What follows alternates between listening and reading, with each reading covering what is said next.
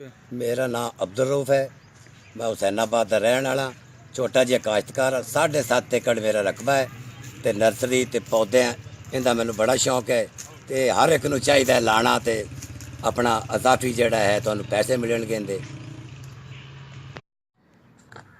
ਇਹ ਕਲਮਾਂ ਕਦੋਂ ਲਾਈਆਂ ਸੀ ਤੁਸੀਂ?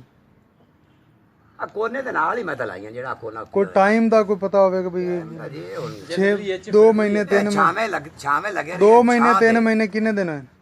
नहीं जी नहीं इनू घने हो गए तो साल होने वाला 8-9 महीने शक नहीं पिछले गर्मी ਤੇ ਅਮਰੂਦ ਦੀ ਵੈਰਾਈਟੀ ਜਿਹੜੀ ਹੈ ਤੁਸੀਂ ਕਲਮਾਂ ਤੋਂ ਤਿਆਰ ਹੋਣ ਕੀਤੀ? हाँ जी कोपला तो ਸਹੀ।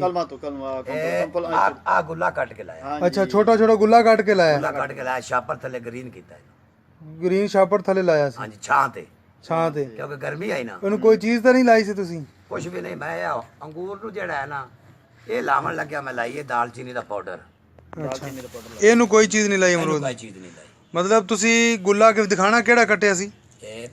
इन्ना गुला मैं कट के लाया ਇੰਨਾ ਗੁੱਲਾ ਜਿਹੜਾ ਪੌਦੇ ਤੋਂ ਕੱਟ ਕੇ ਤੇ ਤੁਸੀਂ ਥੈਲੀ ਦੇ ਵਿੱਚ ਲਾ लाता उतों तारा खड़ोती तारा ला के पानी ना बेड नू भरा के उतों शापर ना इनू बंद कर दिता। ਸਹੀ ਸਹੀ।